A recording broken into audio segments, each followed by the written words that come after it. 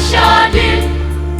nasyad mat lagyan jing tala sudah kaberkai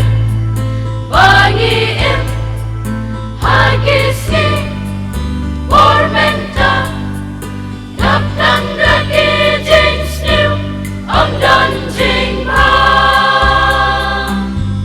kine day kisni katu si jing wan utra daki shin harga bertai ulaya tusha kashisha trayun wan sashisin kumbalaya turpa kijingjang iyatu unwan shisha ngiyoi nakidang kibalanan yaijang kijingto tinublay la kendep menta kalong riu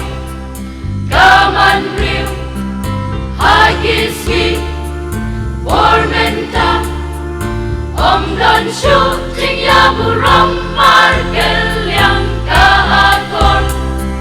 kaburam lanang yan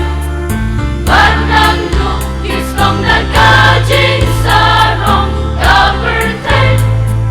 bangiim hagisi bormenta anjing syukur dan syujing shisha kine day kisni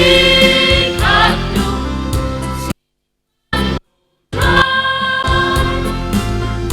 daki shin